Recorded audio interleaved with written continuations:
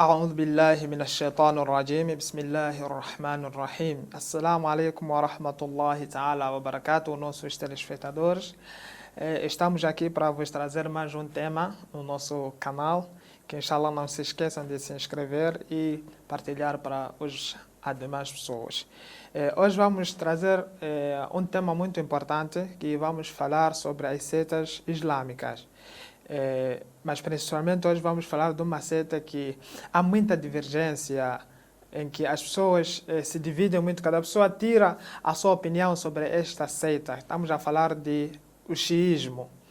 Não estou sozinho, estou aqui com o Sheikh Muhammad Fawzi, que inshallah ele é que vai nos acompanhar e para poder nos explicar melhor quem são esses xiitas, o que é que eles acreditam, qual é a sua ideologia.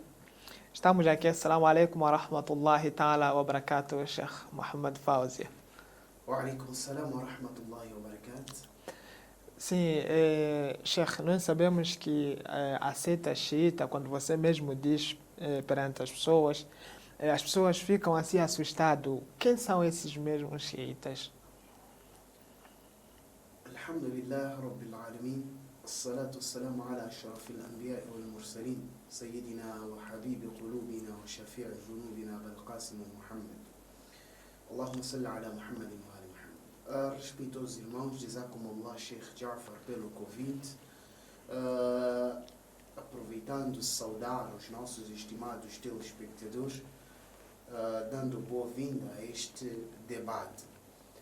Indo direto à questão que me foi colocada pelo Sheikh, quem são os xiitas ou o que é exatamente isto de xiismo?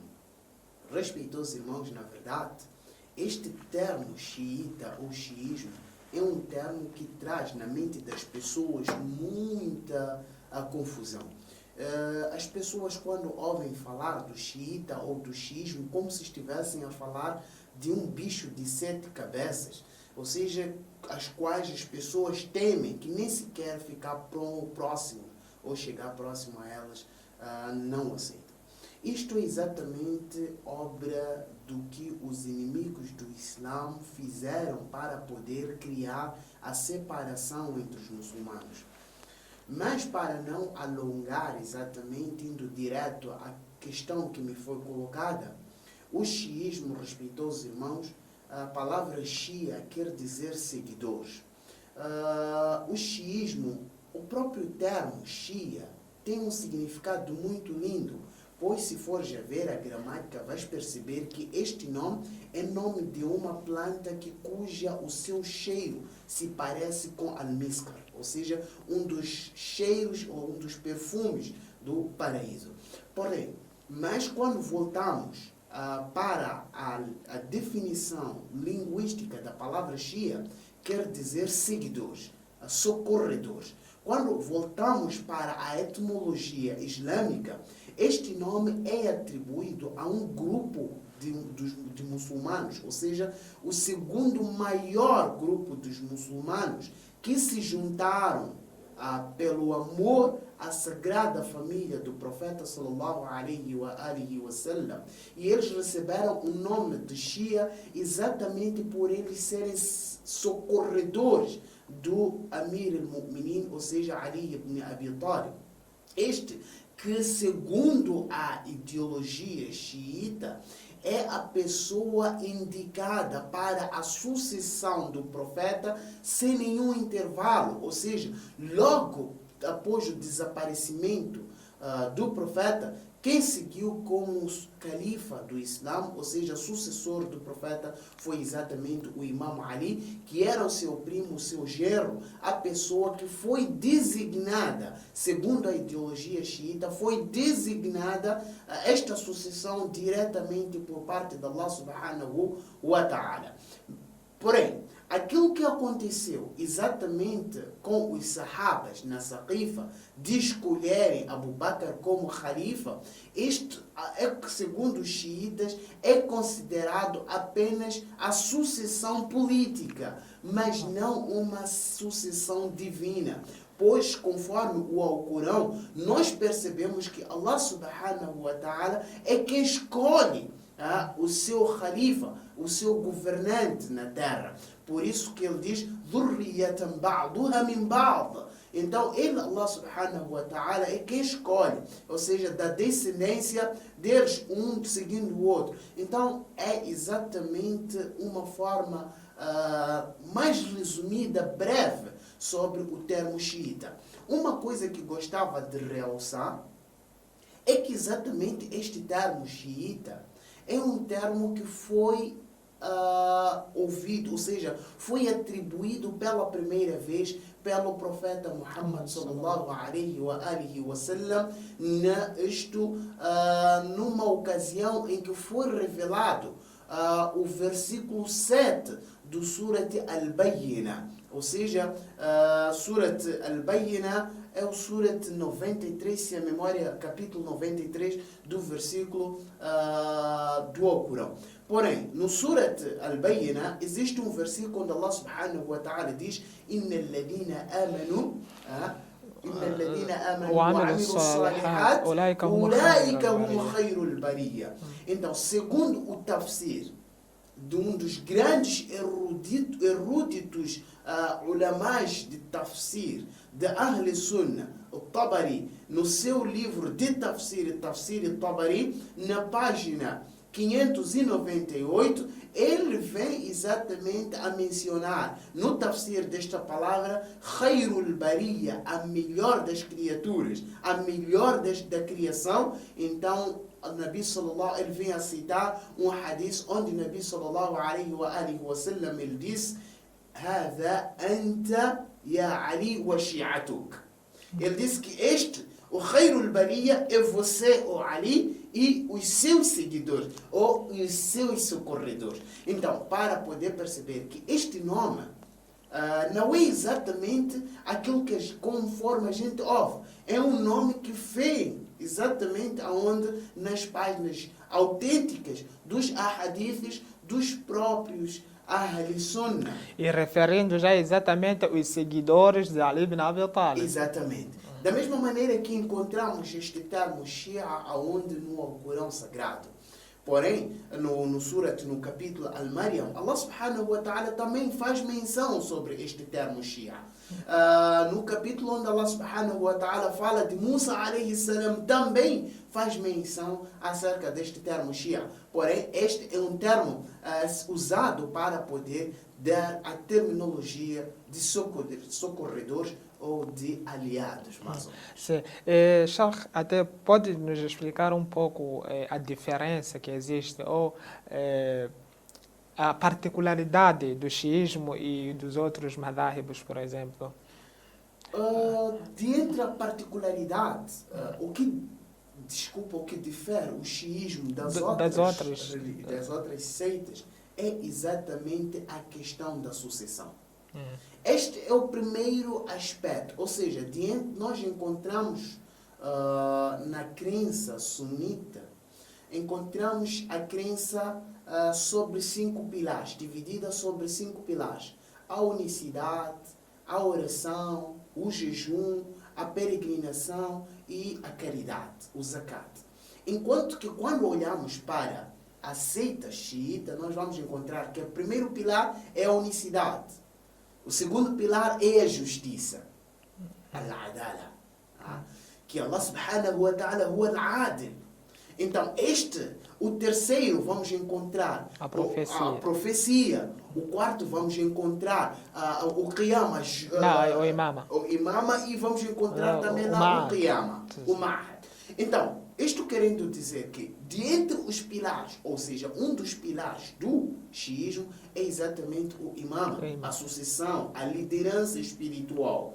E como Deus é justo, segundo a sua justiça, Ele não permitiu a si próprio que abandonasse aos seus servos, sem que existisse no meio deles um hujja, ou seja, uma evidência da sua parte, ou seja, um indivíduo imaculado que viesse encaminhar a sociedade de maneira que mostrasse a eles o caminho o qual ele, Deus, deseja que a sociedade encaminhe. Portanto, este é o fundamento mais principal do que difere o do xismo. Mas quanto ao salat, isso já são furu', são coisas, são fundamentos secundários do Islã, ou seja, que vêm depois desses pilares. Então, o salat, o jejum, o khums, o quinto. Então, todos esses fundamentos vêm depois exatamente desses 5 fundamentos. Esta é a maior diferença do xiita das outras mazahibas. Então, aqui a principal diferença que nós encontramos é da sucessão depois do profeta, depois do profeta Muhammad sallallahu alaihi wa sallam, que é exatamente segura a humanidade, que é exatamente as pessoas voltam para eles. Então, os xiitas eles recorreram ao Ali bin Abi Talib consoante aquele hadith e versículo que o Sheikh acabou de recitar. Enquanto os nossos irmãos eles recorreram já na parte política, já mundana, não divina, que Allah subhanahu wa ta'ala mandou. Para poder acrescentar daquilo que disse o nosso Sheikh, um aspecto muito importante a se levar em consideração.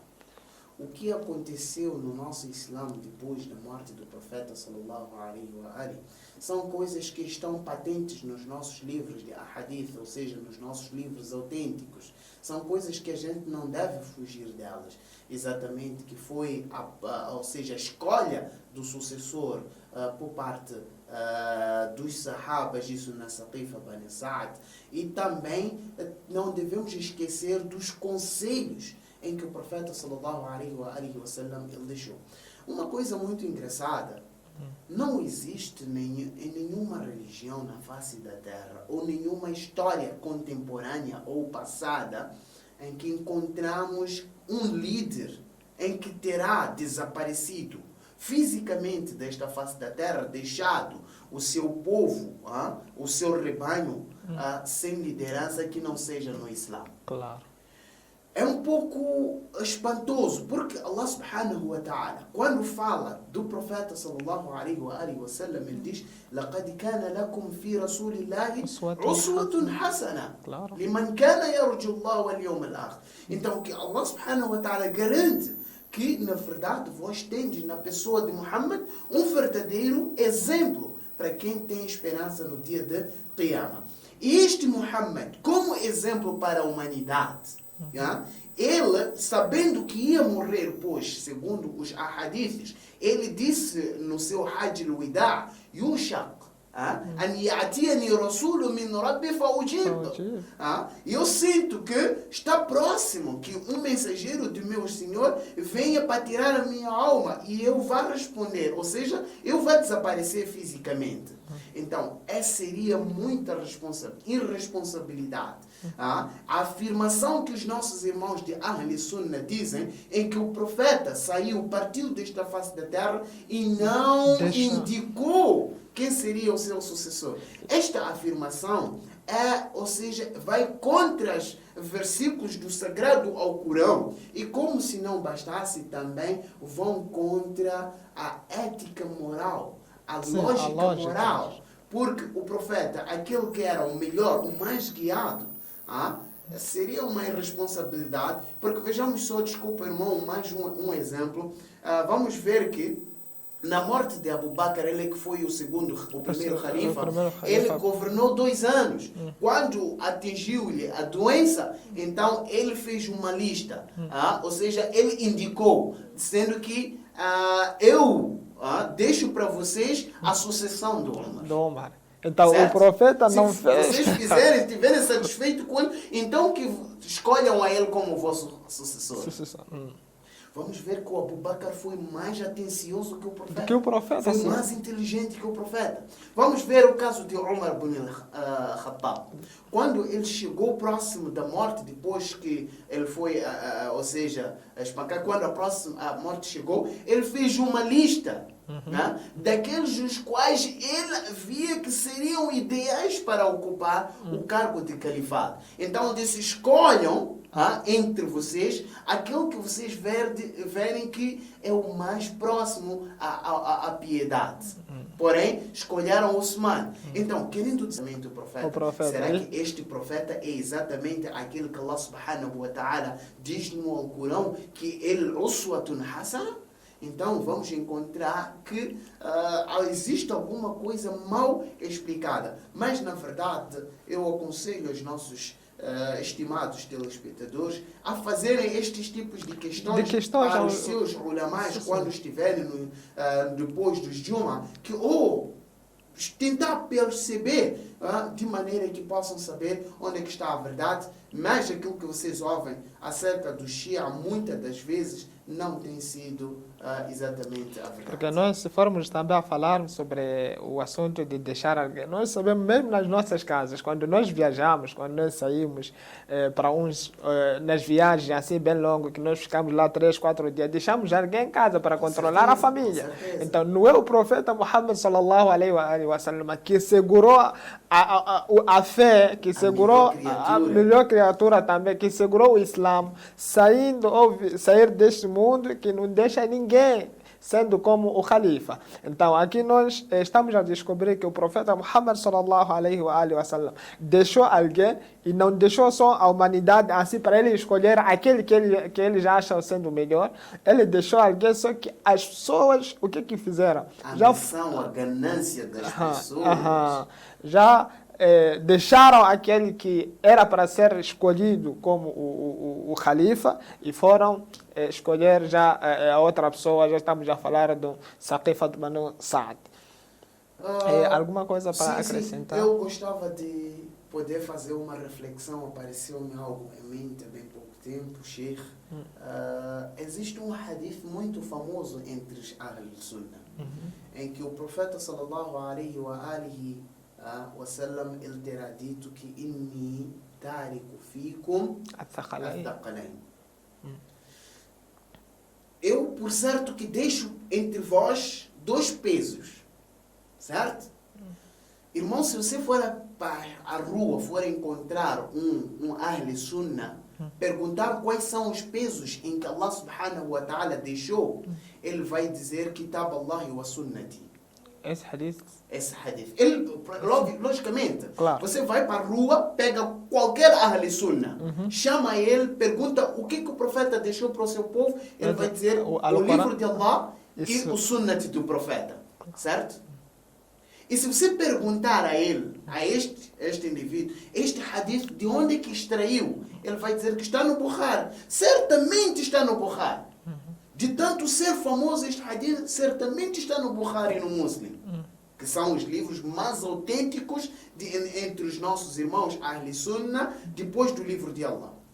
Porém, o que é mais espantoso é que este hadith não aparece em nenhum dos 6 livros de Sunnat de Ahl Sunnah. O que eu quero com isso dizer? Que nem no Bukhari não vem este hadith, no Muslim não vem este hadith, no Sunan al-Nisa'i não vem este hadith, no Tirmidhi não vem este hadith, Ibn Sunan Ibn Dawood não vem este hadith, no Ibn Majah também não vem este hadith. Este hadith, respeitosos irmãos, vem no livro Muwatta Imam Malik. Este livro, este Muwatta Imam Malik, é um livro de Masail, ou seja, fiqhiyya. E neste hadith, embaixo, no próprio hadith, o Imam Malik, ele vem a dizer que este hadith não tem isnad, ou seja, mursalun, hadith mursalun, ou seja, é um hadith que me foi enviado, balaghani, chegou a ouvir alguém a dizer. Então, querendo dizer, e se for a ouvir a corrente deste hadith, todas são correntes falsas. Falsas, claro. Agora, a pergunta é, qual é o hadith que aparece nos 5 livros ou nos 6 livros de hadith de Ahl Sunnah? Então vamos encontrar que este hadith existe, mas diferente daquele que os irmãos. Kitab Allah wa Sunnati.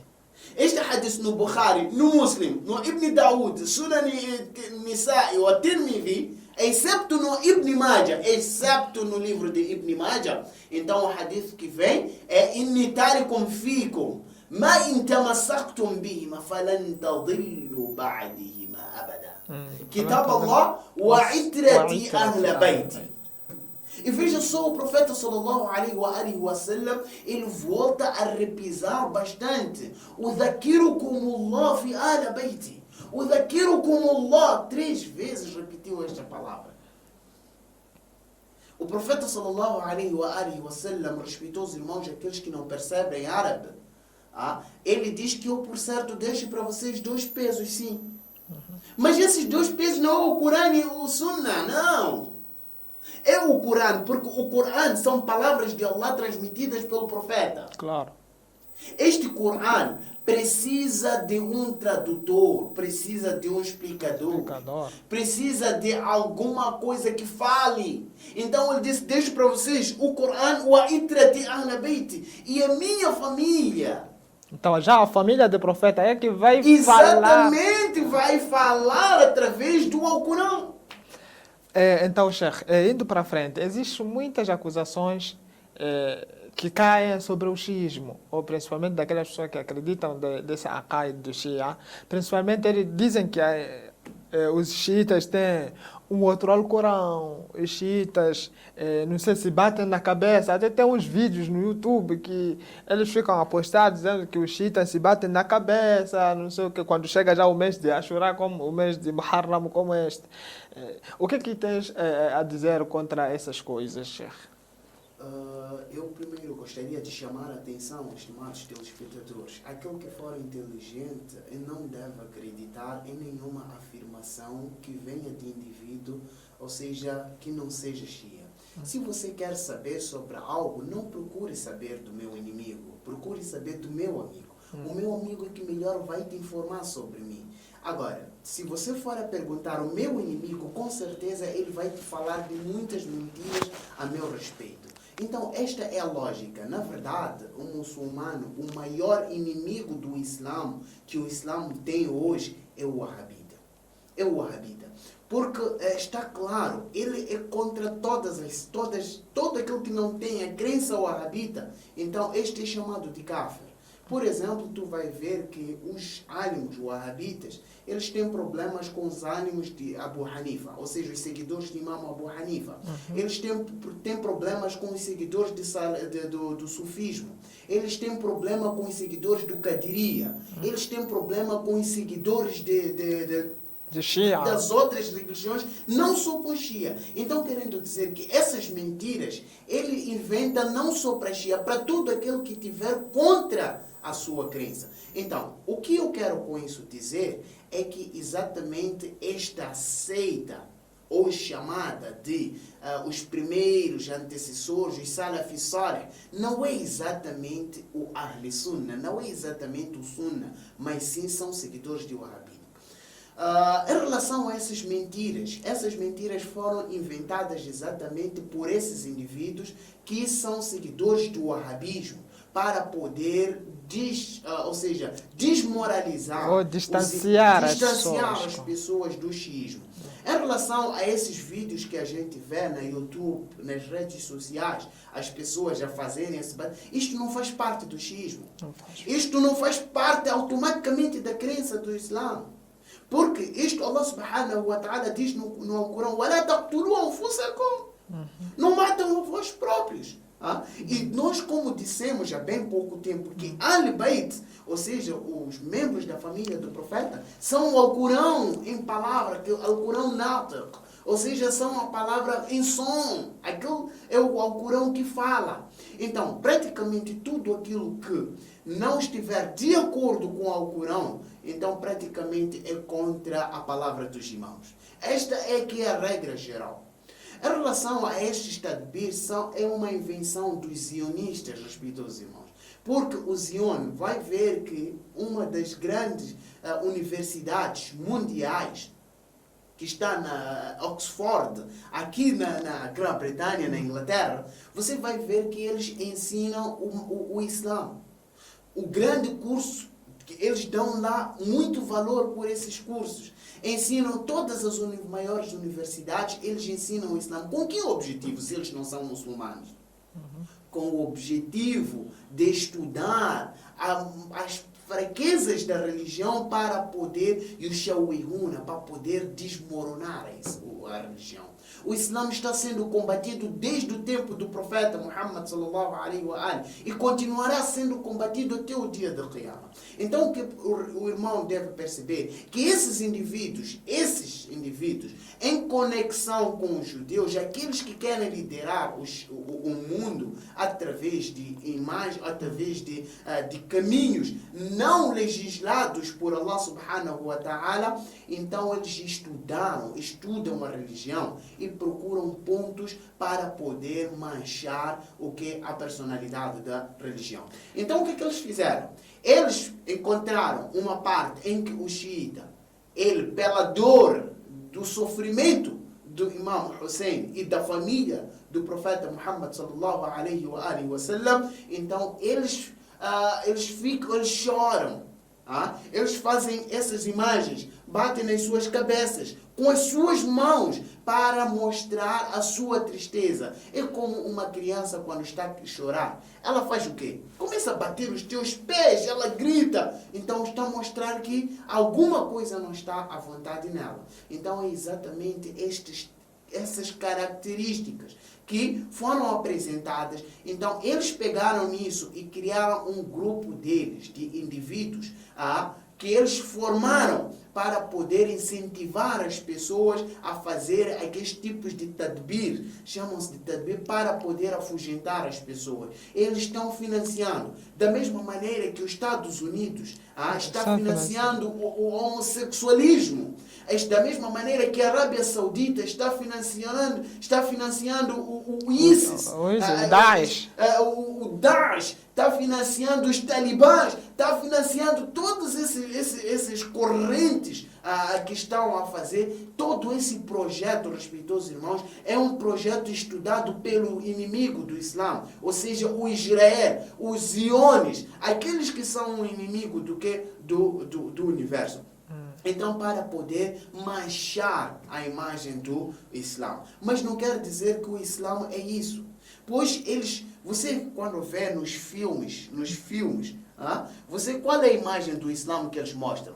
O Islã é o terrorista. Os muçulmanos é que fazem bombas para explodir, matar pessoas. Mas, na verdade, quem é o terrorista? É os próprios. O próprio americano é o próprio terrorista. Sim. Ele que é o próprio terrorista, ele que vem fomentando. Quantas pessoas não foram aniquiladas no avião que saía do Irão para a Europa, para Canadá?